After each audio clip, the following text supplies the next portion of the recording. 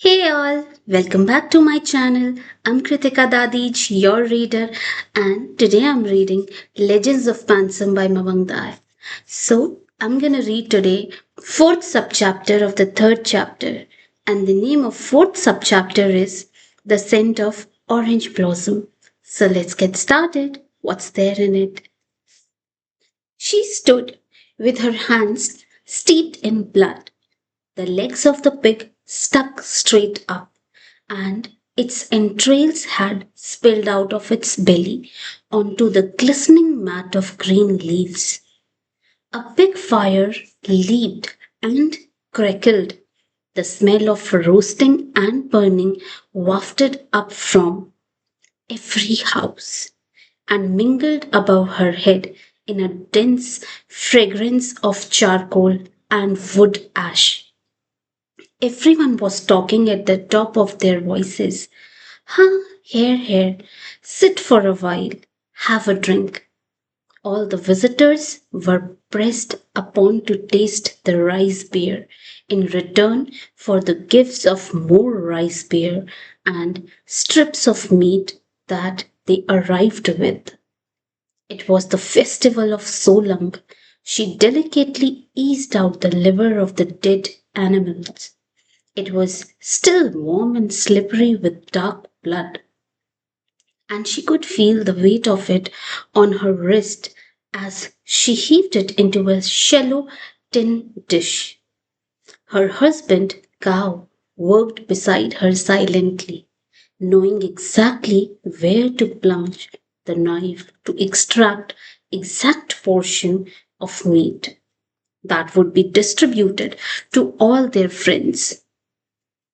Now and then he lunged at the dogs. Shoo! He hissed and laughed, and Neenam knew he was happy by the way he worked. Concentrated, deft, peaceful. That's a good looking pig you have got there, she said. Jebu, a young man for whom a chair had been brought out. Yeah, he's okay, Cow replied. Jebu smiled at Neenam. Ha ha, does he ever say anything more than 3 words? She smiled briefly, making her husband laugh, and talk was like trying to lift an enormous stone. Everyone joked about it.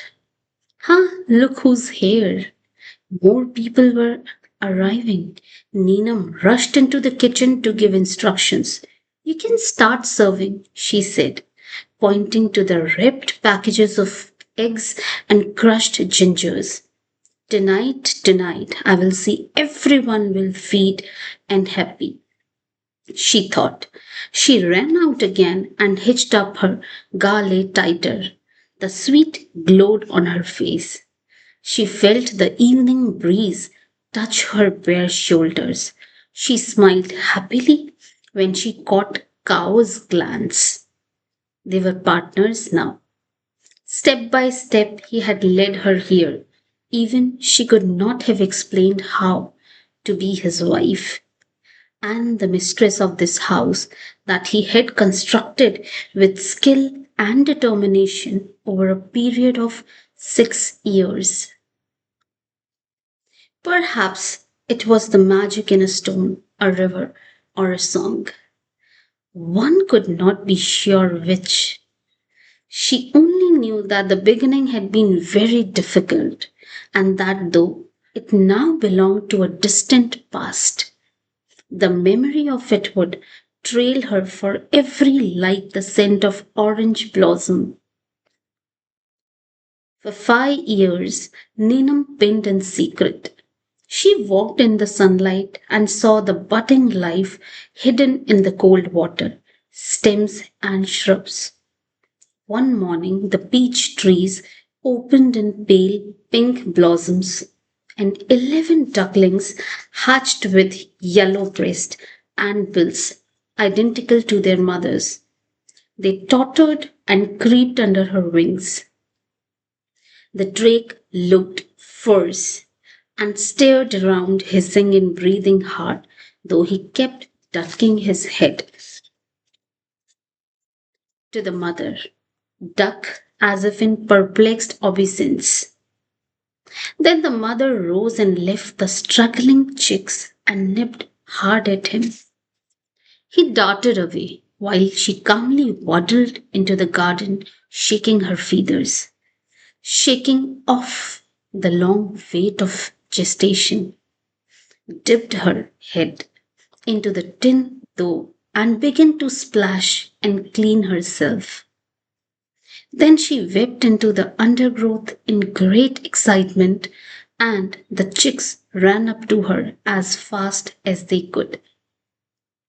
The green of living, the young shoots of plants, the sun and dew, the living mud, the stirring of worms. Ninam smiled to see the duck's great hunger and rejoiced in her performance and realized it was during this day, maybe 3 or 4 years after David had left, then she received a tattered envelope marked with blue lines and covered with colorful postage. Rocket's father had brought it to her, and though he tried to look very casual, Neenam knew he was dying of curiosity. He said, "Here, it must have been held up somewhere. I bought it as soon as I saw it. I've also signed it for it in the delivery register." She was touched by his concern. He continued, "By the way, I hear a new band of musicians is going to play something in the town hall tonight. You should come and see it." Okay. Neenam gave it because he had brought the letter and because the fellow was like her own brother. After all, he had never made any comment to her or to anyone else about the time when he had been seen her visiting David's house. And now here he was, back from the wars and tinkling his cycle well as though he had never been away, and still silent about both her recklessness and her misfortune. When she opened the envelope, she saw the photograph. There was nothing else, but there was no need of anything else. The years fell away, and she saw herself again, so innocent and happy. She stared and stared at the pictures. She saw David, yes, there he was, tilting towards her with that expression on his face. But she was trying to see more. The house in the background, the reflection of a window pane, the tip of the hibiscus bush, and the color of the sky. At the back of David had written his name and put a thumbprint over it. She smiled, remembering everything about it. He was so funny. She remembered the color of his eyes, like the sky seen in the river, and the weight of his hands on hers, driving that old jeep and grinning happily at her while the whole world was moving and changing. Everything came back in a rush until she couldn't see any more because her eyes were full of tears. That evening, Neenam took great pain to appear fresh and beautiful. She scrubbed her face until it glowed.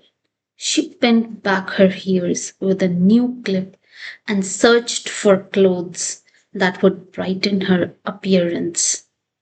In a last minute decision, she put on her green beads and carried her small coin purse. The small town hall was packed. In just a couple of years, Pigo had become twice in its old size. She regretted that she had not sought out Rocket's father to escort her, but then maybe he had just invited her because he felt sorry for it, thinking that she would not come. She was about to turn away when a quiet voice greeted her. It was a man she had never seen before. Oh, she said, hesitating. Just then Rocket's father dashed up smiling and greeted them both. This is Cow, he said, almost pushing Ninam against the young man, who, however, did not smile. Instead, he stood silently and looked around as if he was embarrassed by the introduction. Then a loud voice announced that the cultural show was about to begin and everyone should sit down immediately. And those people standing at the back should either leave or remain silent. Rocket's father was one of the members of the organizing committee and he rushed away, but not before telling that exactly that this show was all about preserving our roots because already the past was being cast away by many young people. Cow screwed up his face at the noise and harsh light. The announcer shouted. The tall microphones before him screeched, and the sound box crackled and hissed through the two loudspeakers on either side of the stage that Neenam was seeing for the first time. She had never heard such sounds before. The stage was decorated with tall stems of freshly cut bamboo, and on the backdrop was a cloth banner with big, bold letters in the Miglan language that Neenam could barely decipher. Welcome. Two women came out and stood quietly on stage. Neenam stared at him. They were dressed in short black skirts and covered in beads. She realized they were women from distant villages across the river. How many times had changed? People were moving freely across the region, and new settlers from the outlying villages were pouring into the town. Now the women swayed lightly and held their hands behind their back as if they were uncertain where or how to begin. There were no instruments and no extra accompaniment. They did not look at one another, but they stared together on cue as if someone was signaling to them. Their song began softly, and as Ninam strained to make out the words, it became a rising sound and a soft morning wind sweeping across the land. One voice rose, the other sighed, and the notes fell like waves. It was a vaguely familiar sound. It reminded her of something deep and distant, even though it was in a tongue she could not understand. For the women singing were from a faraway place. But the song was so clear, so pure and melodious that to anyone who heard it, the thought was sure to cross their mind that this was of no known language and that it was never spoken but always sung like this. That's all, my dear. Rest. I will read it in the next video. Till now, if you like it, please subscribe it. Bye bye. Take care.